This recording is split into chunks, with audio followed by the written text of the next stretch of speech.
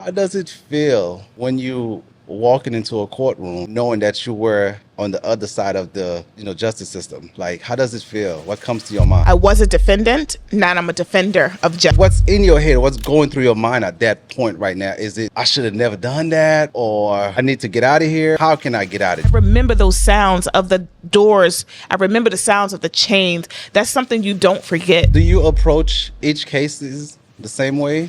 Jailhouse, God's house, courthouse. National Trial Lawyer, top 100, top 40 under 40 by the National Trial.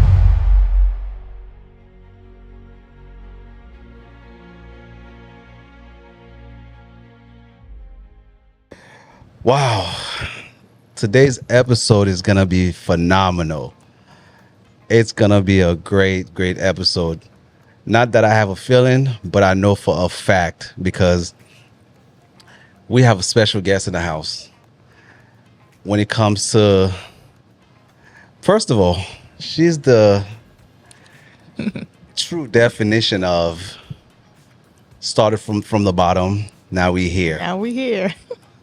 She broke barriers. She overcome obstacles. When I tell you, she has accomplished so much in the community. She has done countless of, you name it, whether it's give back, whether it's anything of good faith, she has done it. When it comes to the accolades, the rewards, the accomplishments, I would love to sit here and go down the accolade listing. It'll take me at least an hour. So what I'll do, I'm just going to go ahead and go straight through it. I'm going to go straight to it and let her explain to you what I mean by overachiever. I mean, I don't think she has, they have given her enough credit in our community for the type of work that she has done. Well, help me introduce Kaysia Earley.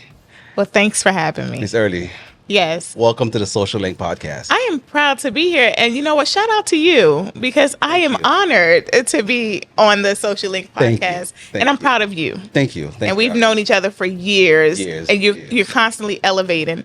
You're constantly expanding. Thank you. And you're motivating me to do more as well. So I can fit some more on that list. Thank you. Thank you. First and foremost, how have you been? How are you? I've been blessed and busy, and that's a good thing. Busy is a good thing. And as a criminal defense attorney in South Florida, as you stated, there's never a shortage of crimes, but in my opinion, there is a shortage of good, fierce litigators. Okay. Now, So, yeah. Miss Early, I would like for you to basically, as the host, I'm supposed to do the introduction, but as I was going through your biography, it was so impressive for me to even try to repeat everything that's stated here. Yeah. I don't think I can. You know, I think Help me. so. My most important value and accolade, first and foremost, is that I'm a child of God. I hold that to the highest esteem. I rededicated my life to my Lord and Savior Jesus Christ Man. while I was in a jail cell. Okay. And that shows you that there's no limit to the big God that we serve.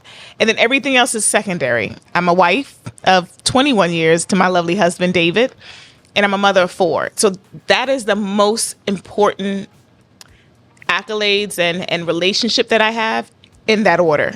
And then everything else is a product of my environment. Now, you just mentioned something. We're going to have to go back to that. You said jail cell. What do you mean? Like, what happened? So it was approximately 23 years ago. I was working 3 jobs. I was working 2 part-time jobs, a full-time job, and going to school full-time in Washington, D.C., Howard University. And one of my part-time jobs, I was working at a shoe store. And just like anyone else, you're working at a store, your friends find out where you're working. What do they want? The hookup, right? Well, the hookup. So, of course, I knew that that was against store policy, but I didn't think that that was criminal enough that I would not only get arrested, but incarcerated. So I was arrested because giving away discounts, it was considered embezzlement. And 23 years ago, anything over $200 was a felony. Now it's a misdemeanor. So I was arrested, but when it came down to sentencing, my public defender at the time said, "Oh, you're going to get probation. Don't worry about it." So I went to court thinking, okay, I'll get probation.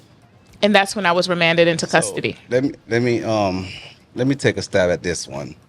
So basically,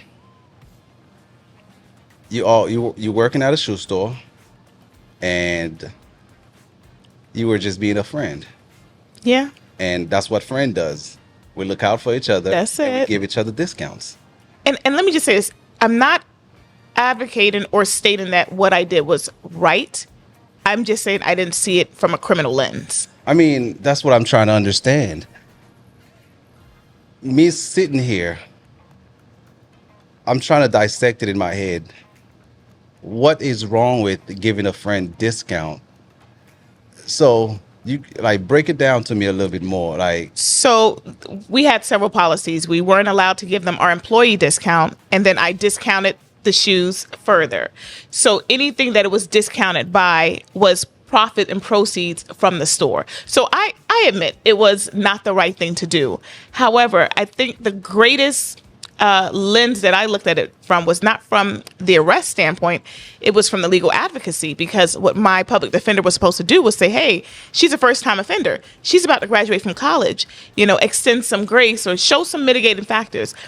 So my lawyer did not zealously advocate for me at that moment. so you got in trouble, something very minor that anybody could have done or innocently. And you got arrested. I did. So now when it's time to go to court, you and your attorney Yeah. thought that it was something just minor, a slap in the wrist. Okay, all right, just pay it off or whatever the case might be, maybe a night in jail. And so that ended up being a full sentencing. It was. So ultimately, the sentence was up to the judge. And I guess my lawyer did not know. And another thing I did not tell a judge at the time was that I was pregnant, because I wasn't showing. I didn't think it was important. So I was sentenced to a period of incarceration. But when I was in jail, now I know that they record calls. I just didn't think that they actually listened to the calls. And when I was in jail, they heard that I was talking to my boyfriend at the time, who's my husband now. And I'm complaining about the jail food. I'm complaining about security hazards and not being able to take my prenatal vitamins. So they take me out of general population and put me into solitary confinement. So now I'm mad at the system. I'm mad at the world. And I'm actually mad at God. You're in solitary confinement. Why? Why they place you there? So their reasoning was they did not know I was pregnant. I didn't take a pregnancy test and I wasn't showing. And it was for the safety and well-being of my unborn child. Typically, solitary confinement is for punishment. So I was there isolated away from general population for the protection. So basically, this thing escalated to something totally different, something that you was not aware of at all. Absolutely. So, and for those of you who don't know. What was going through your head at that moment? Was it like anger? You was mad? I was. What was it, like fear? Or was it like a combination of a lot of different things? It definitely was a combination, because I've never been in custody before. And all I knew at the time was what I saw on television. So I didn't want to go into pretty, but I didn't want to go into, masculine looking. But I wanted to be safe. I knew that I didn't want to get into any trouble because And I you was were pregnant. pregnant. Exactly. So I had to, keep it cool. So actually, in hindsight, solitary confinement was the best thing for me, because I was isolated. Okay. I didn't have to get into any, scuffles with any other inmates, and it protected my unborn child. But it also gave me the opportunity for reflection as to what I wanted to do when I got out. Okay. So now they placed you in a room that you was not aware of, a situation that escalated from 0 to 100. I'm trying to picture, like, what's it like being in there, being pregnant. You was trying to help a friend. What's in your head? What's going through your mind at that point right now? Is it, I should have never done that, or I need to get out of here? And how can I get out of there? All of the above. The first one, there was anger. I didn't take any accountability. First and foremost, no one made me do what I did. It was wrong. Like point blank, period. It was wrong. Then it was a period of remorse because I felt bad about the decisions that I made. I put everyone else before myself. And then it was a period of what can I do when I get out? It was operation. I will become an attorney. I just didn't know how. I didn't know if it was possible to be a defendant and also be a defender later on. Okay, so how long were you in there for? So I had a 30-day sentence, but I was on probation for 3 years. I had to pay restitution, 200 hours of community service. So it was everything was taken care of in about 3 years. Let's take me back for a second. What was the actual crime that you got charged for? Felony embezzlement. Felony embezzlement because of... I was entrusted with the property of the shoe store. So when I discounted the items and still sold it to my friends and family, the amount that I discounted it by, that was considered embezzlement because I took the items that I was entrusted with and I utilized it for self-gain. Although it didn't go to me exactly, I was that instrument that allowed that to happen. So years later, I understand, there is some criminal punishment attached to it. But if I was to do that period of my life again over, I want that jail experience to remain because it molded me into the litigator that I am today. Which leads me to the next question is that for people that are watching this episode, this podcast, how can they avoid getting jammed up in a situation like that? If they're working at a shoe store, clothing store, whatever. Wherever. The first thing is obviously follow the employee guidelines and don't be afraid to tell your friends and family no. That is the shortest word, but the most powerful word. Do not jeopardize your future for temporary gain. And that's kind of what I did. I just want to please everyone. I want to make everyone happy.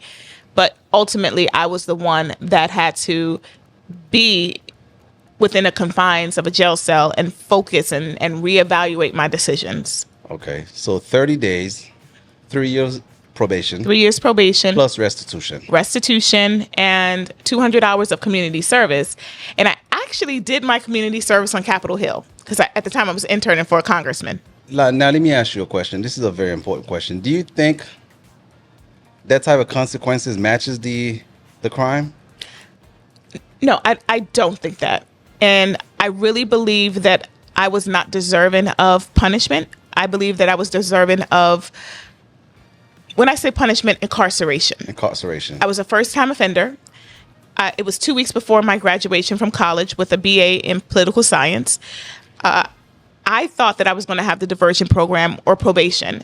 So I really believe as judges, you should look at the defendant before you, analyze their background, and then make the appropriate sentence. Don't just sentence everyone in jail because jail is supposed to be for punishment, but there's other legal avenues to have that punishment outside of jail. Correct. 100%. So now you're in there. You're in the system now. Yes. So what's going through your mind as far as how can you get out of there? Because obviously your attorney didn't help you. No, not at all. No, not at all.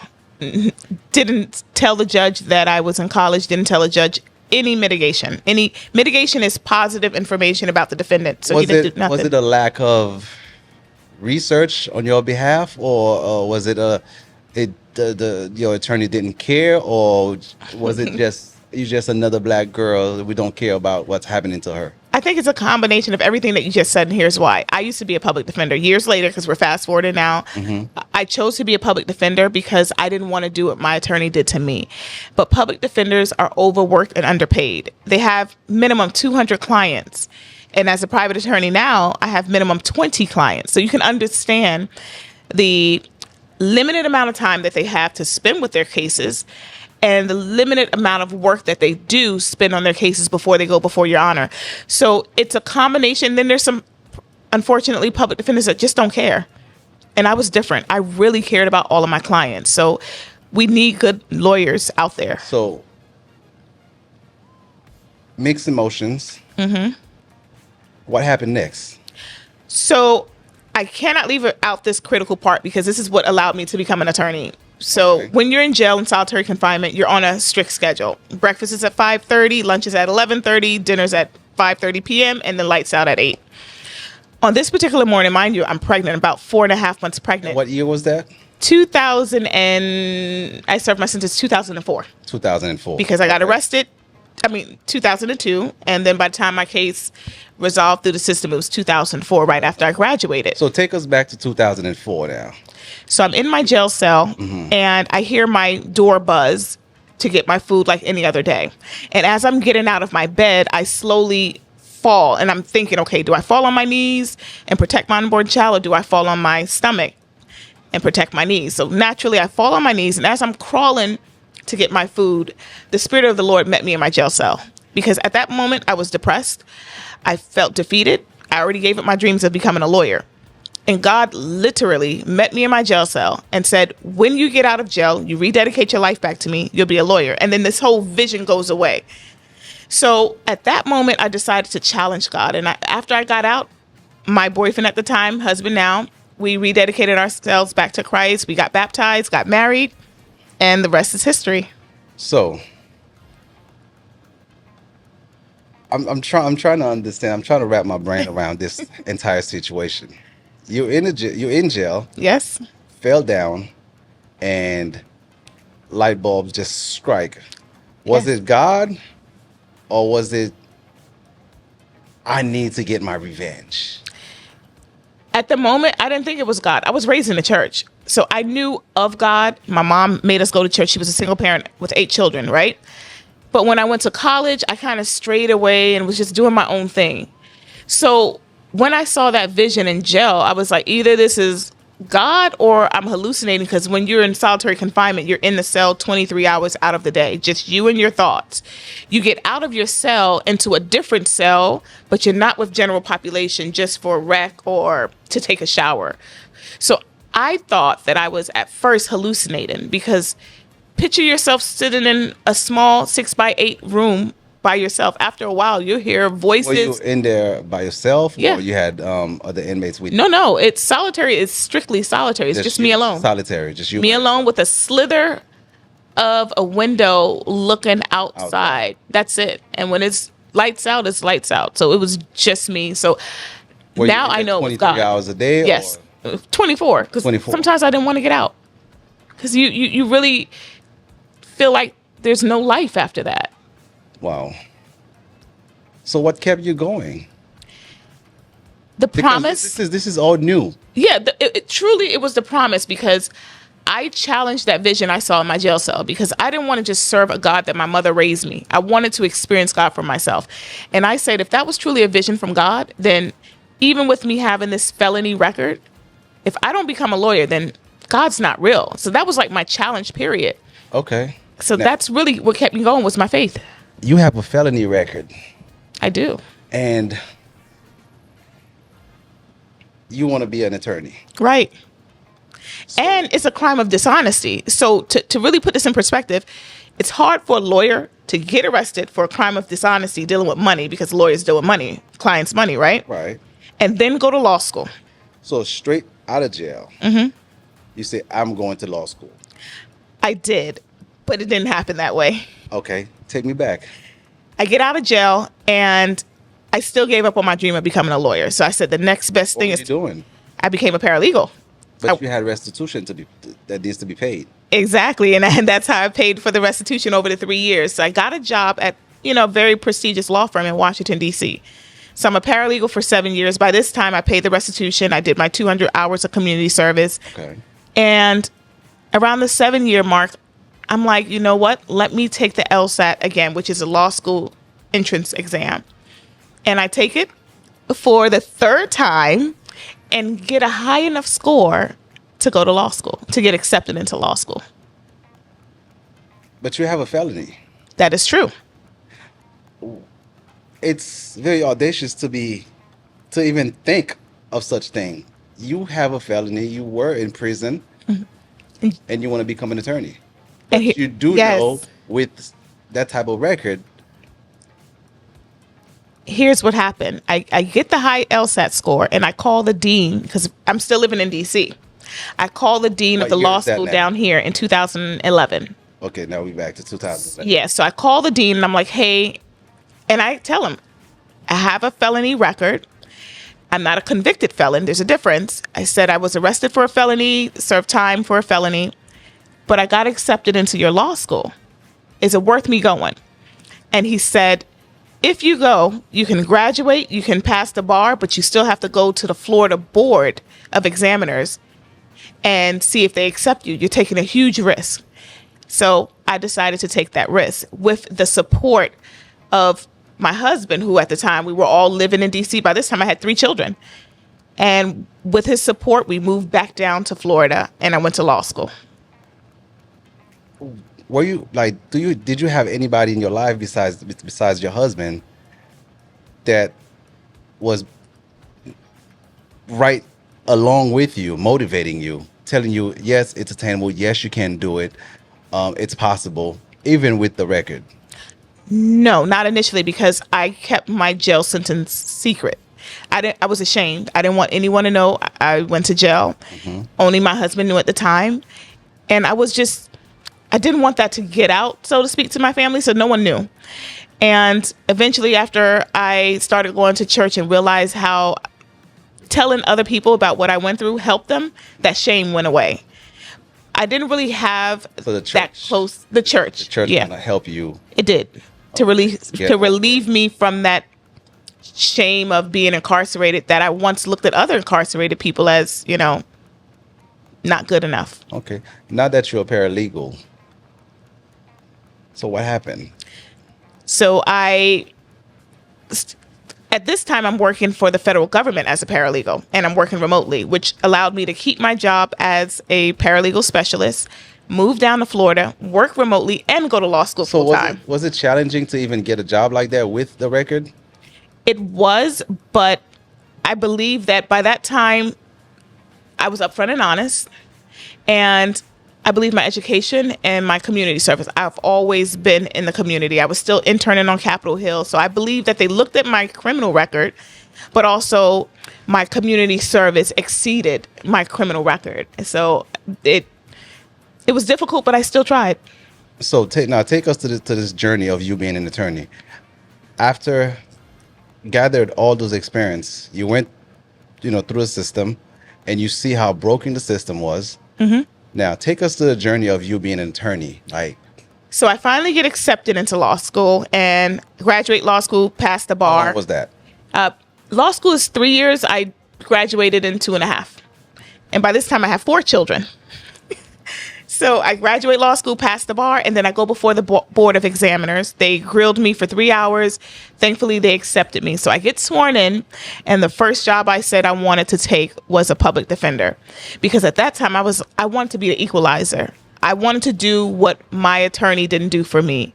I wanted to fight for the indigent clients. I wanted to be that voice for the voiceless. So you had that in the back of your head. Oh, yeah. Yep.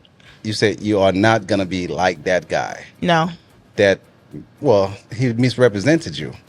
He did, because he did not do his job. And I feel like had he told the judge what I was doing and a good student and graduating from college, there could have been a likelihood that I would not have to go to jail. So now how long have you been an attorney now? Oh my gosh. I graduated in 2014, so 11 years. 11 years. So you had an attorney that misrepresented you, and now that you become a lawyer, now that you are a lawyer, what difference between you and him? What sets you apart from what he did versus what you're doing right now for your clients? Specifically, I have experience on both sides of the criminal justice system. Okay. I was a defendant. Now I'm a defender of justice. And also, I lawyer from the heart. Every client I have, I treat them as if they're my aunt, my uncle, my father, my brother. I make it personal. So I always say what comes from the heart goes to the heart. I research the law and I advocate zealously for my clients. So that's what sets me apart. Okay. Now, how does it feel when you walking into a courtroom knowing that you were on the other side of the justice system? Like, how does it feel? What comes to your mind? I'm blessed. When I walk into the jails, most of my clients are incarcerated. I see them on a weekly basis. I walk in willingly and I walk out willingly.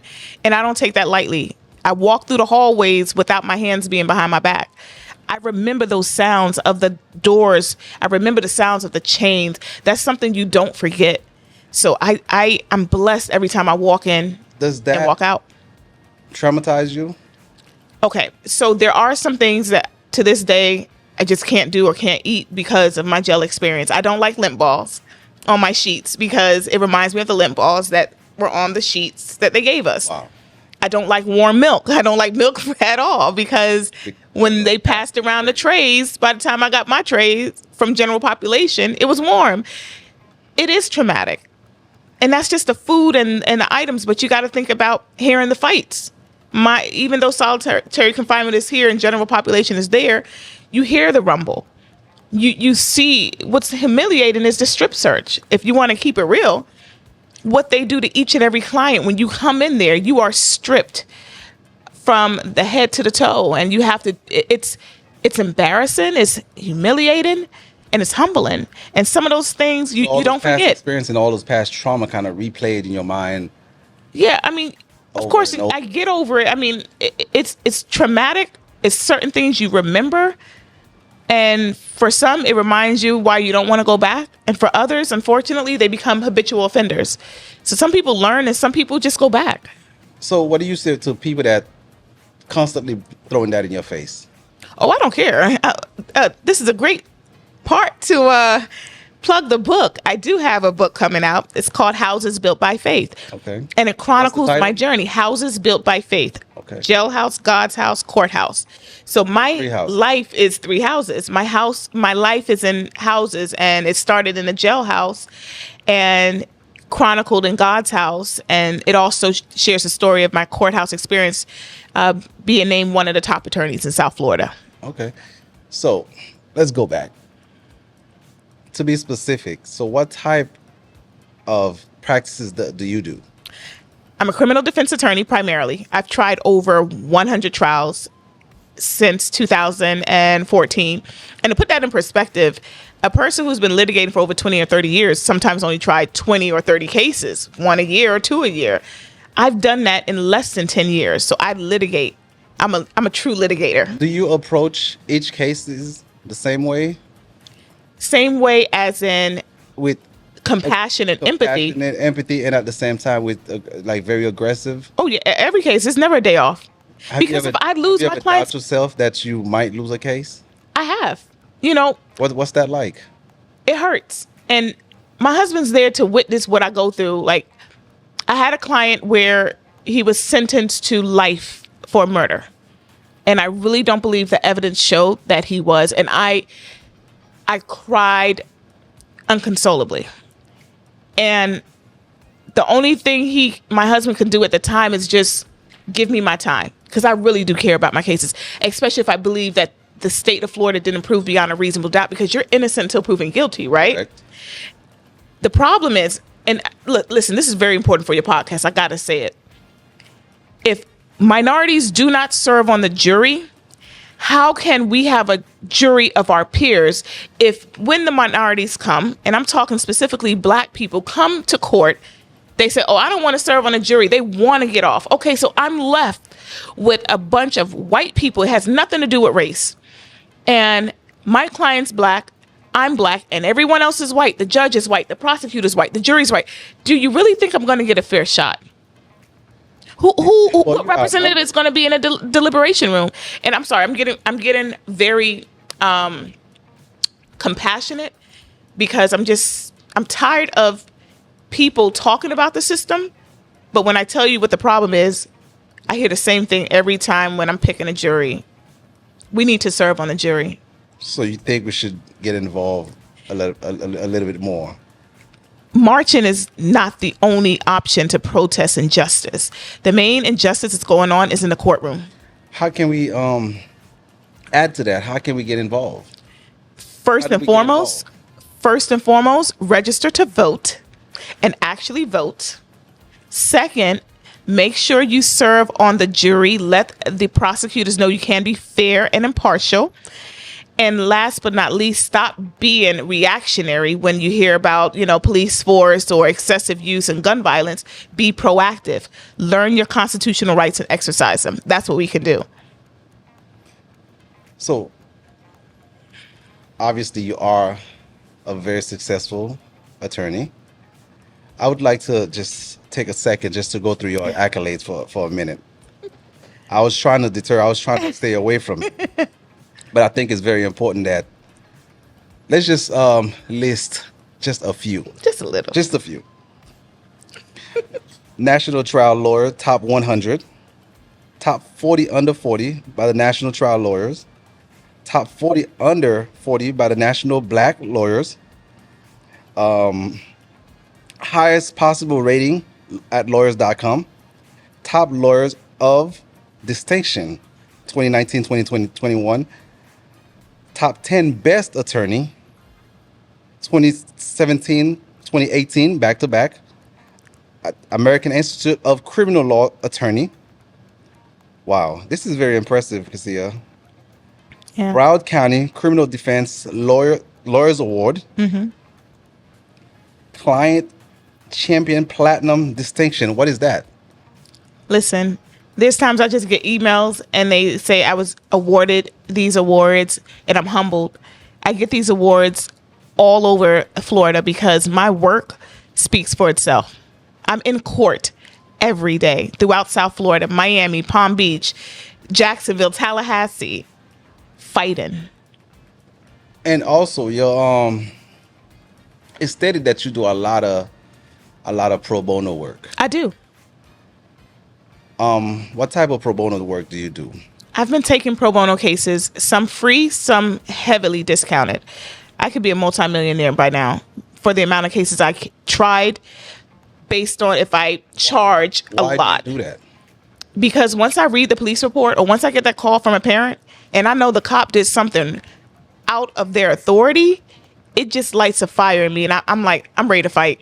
And once I'm turned on to fight, I go all the way. There's been times I challenged a cop on cross-examination, caught him dead smack in a lie. So not only you were on the other side of the fence, but I think you enjoy the thrill of excitement of being in court and defending someone that possibly wrongfully. I like how you treaded lightly with that. I know where you're because going. As I'm paying attention to you, it seems like not only you take pride of what you do, but also you love the challenge. I do. Here's the thing. I don't care if my client, quote, did it. The Constitution says you are innocent until proven guilty, right? So even if my client confessed and tells me that they did it, and I can still get up legally and say my client is not guilty. I didn't say innocent. My client is not guilty because the state of Florida failed to prove these elements. And there's been times where the state of Florida failed to prove their case, and my clients have walked. I've won more cases than I lost. Out of all of the thousands of clients that I have right now, I only have 2 clients serving a life sentence.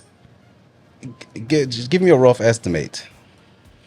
It's hard because I stopped counting after 100 trials, but I have more dismissals because I know that I represented over, one day I'm going to count over 3,000, probably more than that, because in my first 2 years as a public defender, I represented 1,600. I had 800 in the juvenile division. I had 800 in the domestic violence division. So that's 1,600 clients. And if I represent 1,600 clients in 14 months, I know I did way more than that. And that's in 14 months. Yeah, so out of all my cases, I just fight, there's no real trick. It's every case is from the heart. Like it's just, there's really nothing else that I have to explain, because when you love what you do, it doesn't feel like work. I mean, I'm pretty sure you can. Absolutely. It doesn't feel like work. I can work on a case. I just got out of trial, and I put my heart and soul. My client was facing 30 years, and when I did my closing argument, What was the charge? it was multiple charges, but the main charge was a DUI, and the DUI violated her probation, and had she Okay. been found guilty of the DUI, which is a simple misdemeanor, She was already on probation yes, and end up catching a DUI. a DUI. But again, she was innocent until proven guilty. And instead of the law enforcement officers coming to the scene of the crash and investigating it properly, they jumped to conclusions and assumed she was intoxicated. But her airbags deployed and she was knocked unconscious. So when she regained consciousness, she was, quote, slurring her speech, and they assumed she was intoxicated. So there's a lot of things we need to fix, because a botched investigation is handed to the prosecutors. And if the prosecutors are trying to prosecute a botched investigation, then what do you have? Actually, this was going to be my next question. What are the steps before a case actually goes to court? I'm so glad you asked, which is why voting is very important, because you can vote in your police chief as well. A law enforcement officer has reasonable suspicion that blossoms into probable cause. Right. Probable cause is most likely something happened. They arrest you. They do their investigation and they take this case filing packet to the prosecutor's office. Then a prosecutor looks at the packet and determines, do we have enough to prosecute, or should we just drop the charges? Most likely they prosecute the case. Okay. So now my client is facing a jury of their peers based on allegations. And it's my job as an attorney, when a jury walks in, to make sure they're not looking at my client as guilty until proven innocent, but innocent until proven guilty. So I pick the jury. I educate the jury. I don't utilize legal terminology and talk above their heads. I want to make sure that they understand the law, so I break it down. Okay. Because if they don't understand the law and they go back and deliberate, they can be confused. And now my client is found guilty. So the same passion, like the way I'm talking to you, it's the way I talk to the jury. Well, if you can possibly change one law, what would it be and why? I would change, if someone is on probation and they get arrested for a charge and they're found not guilty for that charge, then their probation should be automatically reinstated. Right now, that's not the law. The law is, if a person is on probation and they get arrested for a new charge, and that new charge is dropped because they were found not guilty, the judge can still sentence them simply because they got arrested. Who made this law? So I really believe we need people in Congress who were previously incarcerated, because I think they should also get rid of the life sentence here in Florida. Why do you think so? Life in Florida, if you commit a crime that's punishable by life, you don't leave unless you die. So what hope does a person have? Break that down a little bit more for the viewers. So there's certain crimes in Florida. I've tried every case you can think of. I tried sexual battery cases against minors. I tried murder cases. I tried simple DUIs. Okay. Sexual battery, if you're convicted, or robbery with a firearm, or murder, if you're found guilty of a first degree or second degree murder, you can go to jail for life. So that means there's no parole. Life means you have to die in prison. The reason I don't like that is because, first of all, there's so many innocent people serving life sentences right now. The jury doesn't always get it right, because the jury is not given everything. So they're making a decision on information and evidence that has been submitted to the court. I've seen time and time again, guilty people walk free and innocent people incarcerated. Wow. And I really believe lawmakers, what hope do you have if you are truly innocent and you are given a life sentence? None. So now you're in jail. You don't even have a expected release date. You don't have any motivation for Without parole. good behavior. I don't like a life sentence. And you know what's so hypocritical about this country? As a former inmate, We act as if we have never sinned before. We act as if we have never committed a crime. We commit a crime every day. If you're driving in Florida, I'm pretty sure you've gone over the speed limit. I'm pretty sure there's some numbers been changed on tax returns. You just haven't been audited. So we act like we are better than those incarcerated, and it is not right. What have been the most, I don't want to use the term pettiest, but something Use it. something Use that term. something very minor I'm gonna tell you. that the court system just take it and run with it and make it to this huge, enormous well, case. I would say the prosecution. I actually represented a homeless guy. I happened to be in court one day, and he was so upset. He said that he was representing himself, and I knew that if he represented himself, he wasn't going to win. But something told me this man is talking like he's innocent. Come to find out, he was homeless, sleeping in a trailer, and he had his trailer, a rented trailer from someone, on a parking lot. Okay. And the cops just came and started harassing him. He wasn't sleeping inside the trailer. He was sleeping outside of the trailer. And the cops came, harassed him, and charged him with trespassing. And they left their body cam footage on. And you could see that they were taking it as a joke. And on the stand, I humanized him. And then on cross-examination, I made those cops feel so small, because how dare you basically arrest him for trespassing? You basically kicked the man while he was down. Correct. That was one of my quickest verdicts. I think the jury came back in like 12 minutes, found him not guilty for trespassing. And it's cases like those that I just happen to be in a courtroom, and I see these, and I'm like, you know what? I'm going to make this one personal. Let's go. And I'll just take the case. So that was a quick one. Yeah. Do you believe in second chance? Of course. Third, fourth, and fifth. Because I got it. I got it. Can you imagine if the Florida Board of Examiners did not allow me to practice law? All those lives, all those dismissed cases, like I said, over 1,000 dismissed cases, those lives have been changed. Not guilty. I thank God for my second chance. The fact that you believe in second chances, do you use your platform to speak on criminals about Already know reform I do. and stuff like that? Like, what have you exercised? What have you done? I am the community attorney, and I didn't give myself that nickname. I'm just always in the community. I have created TRAPS, which are your legal acronym for your constitutional rights. You said trap? TRAPS, because the What does that criminal stand justice for? system is a trap. T stands for don't get tricked. A law enforcement officer can legally lie to you. R stands for be respectful, because the moment you, quote, disrespect them, they'll arrest you for resisting without violence. A stands for you have the right to a free attorney. Never, ever, ever talk to a law enforcement officer without an attorney. Let's bring that back. The word trap. Yes. Do me a favor. Please look into the camera and Okay. explain and express the importance of that. Okay, so the legal system is a trap. It's meant to capture bad guys, but ignorance of the law is no excuse.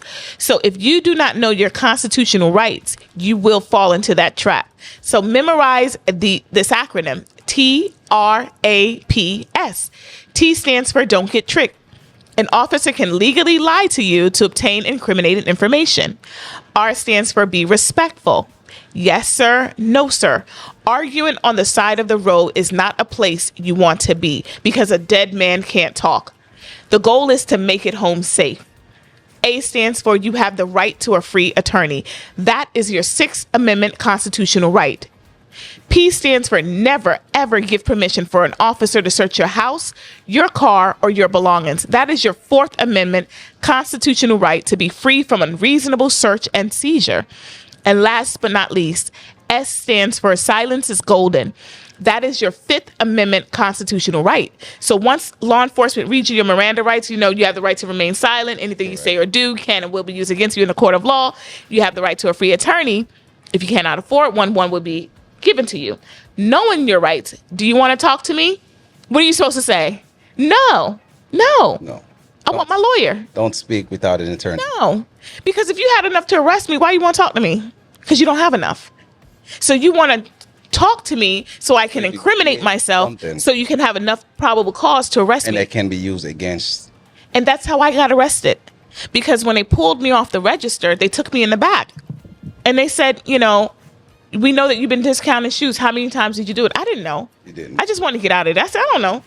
I said 15. I don't even know where I got the number 15 So from. at that moment, if you would have choose not to say anything, do you think that the case would have been? No, I don't differently? think they would have had enough because everyone used that register. But I told on myself because I just wanted to be over. Do you think most criminal told on themselves? Yeah, you watch First 48?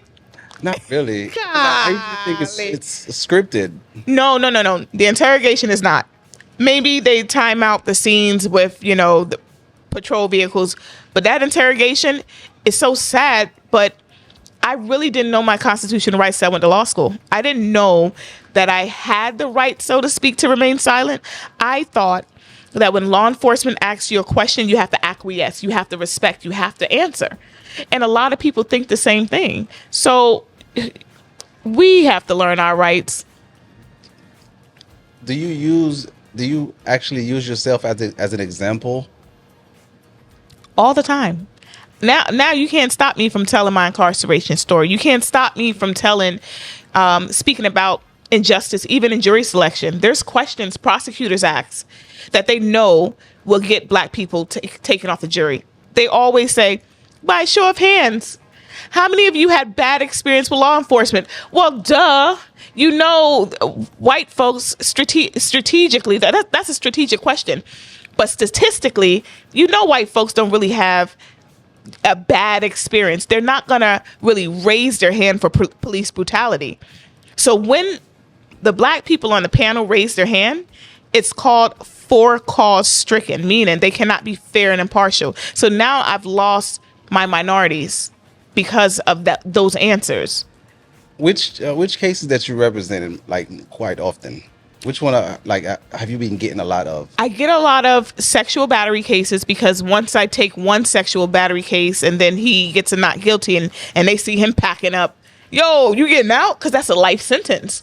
So if you get free from a sexual battery case. Sexual battery is a life sentence. Yes. So those are harder than murder cases because think about it. I'm sitting here, my client's sitting here, and the judge is reading, Mr. So-and-so has been accused of sexually assaulting an 8-year-old girl. Automatically, what are you thinking? Ew, disgusting. Yeah. Until you find out that he just broke up with his girlfriend and the girlfriend was bitter that he moved on. So she taught the girl to say she was sexually assaulted. And the way I got to that was speaking to the girl and being wise with my questions and pulling out. So have you seen that a lot? Yes. It's so sad. And then if you get arrested for sexual battery, there's no bond. So you're held. So if it takes me a year to prep your case, you're in jail for a year. You can't get a bond. So how can the system change that? Lawmakers. Because right now, again, it's hypocritical. If you're innocent until proven guilty, why do I have to bond out? Why can't I? And that's what I'm thinking. That's what I'm saying. It makes no sense. If I'm innocent until proven guilty, why do I have to cash bond out? They need to get rid of that bond system. It's a moneymaker thing. Why do I have to? Okay, I can understand the arrest. Okay, I get it. But why am I being held no bond, even though the charge is serious? At least let me do house arrest. Right. This system has to change, but it's not going to change unless people who understand how the criminal justice system works move into Congress and actually what about those that change the laws. What about those that's getting out of jail? How can society use different program or support them a little bit better That's a good question. after entering back? Reentry is very important because say like someone's been in custody for 10 years. Technology, can you imagine what phone you had 10 years ago? Exactly, right? Technology is moving in lightning speed. So if someone is incarcerated, can you imagine how this world will look to them 10 years later? Boring. Exactly. A self-driving car, Tesla, what? So we have to ease them into society. We can't just say, okay, you're free now because, okay, he's free, but you have to eat and you don't have any money. So it's going to lead to a life of crime again. Correct. So, and you never know, you may be that victim. So just because it doesn't affect your inner circle, we should still care enough to help those who have been incarcerated that's about to be released with programs. At any point of your time, right after you got out of jail, did you ever think it would have been impossible to be where you at right now? Of course. Yesterday I was in my office and I have so many awards on my wall. I stop ordering them. I get lots of awards. There's no space. And I just happened to glance up at my degree and I said, God, you're so good to me. I don't deserve to be a lawyer because of what I did, but I'm grateful. I'm truly grateful for every client that calls my number and asks me to be their representative. I literally have their lives in my hand. We're doctors of law. So that's why it's a Juris Doctorate, because I'm a doctor of the law and they're trusting me to work on their case. Freedom is the highest thing. There's civil attorneys, they fight about money. They lose, okay, you just lost the money. If I lose a case and my client is facing life, that's their life. How do you put a price on someone's freedom? So I don't take my job lightly at all. So from what I'm understanding, you don't put the money first. Now, let's be clear, okay? It is a business, right? Of course. However, there's times where I have my set prices and then I'm on the phone. I'll give you a great example. I have a client right now. He's being charged with an armed robbery. He was armed with a knife, allegedly. This is a case where I can charge 6 figures if I wanted to. Easy. But I spoke to the mother, and I spoke to the sister, and I spoke to the daughter. And then I looked at the evidence, and I'm like, he didn't do it. He didn't do it. His cell phone records put him here. It happened here, but the guy who allegedly was the victim identified my client. Do you use your intuition sometimes? I do. I have a discerning spirit because I'm not a charity. So I have to charge a certain amount because it takes a lot of work. It takes money, like you said, private investigator, right? Mm-hmm. There's times I might need to hire a private investigator. It comes out of the attorney fee. So it takes money to try these cases. But this case, I'm confident that I can get him out. Unfortunately, because it's a life felony, he's currently in custody with no bond. I mean, you have been practicing for 11 years. 11 years. Mm-hmm. I mean, you're very successful at it. I mean, yes. How do you define success now that you're at this level where, I mean, you are not a rookie, you're not a beginner, you're at your peak right now. How do you define success in your field, in your world? Success is getting a client, they tell you what the issue is, and you have the law up here just like that. And when you have the law here, once you hear the issue, you're able to file the appropriate legal motions and secure their freedom before it gets to a jury. Success is knowing your craft to the best of your ability. Success is being confident and portraying that confidence to the jury so they could side with you. So I measure my success in hearing the words, "We, the jury, find the defendant not guilty," not by the money. Because let me tell you something. There's some lawyers out there, from my experience, they charge double what I charge. They don't do anything. Then the client gets sick and tired of them being on the case.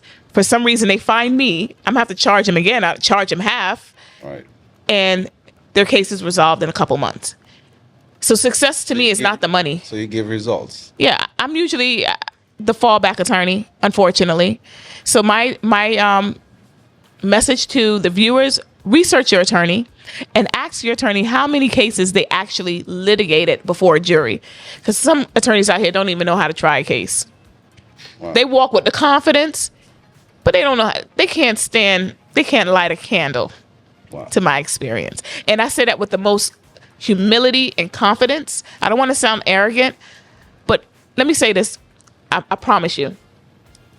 There's only 4% of black female attorneys in the state of Florida, right? So I'm double minority. I'm black and I'm a female.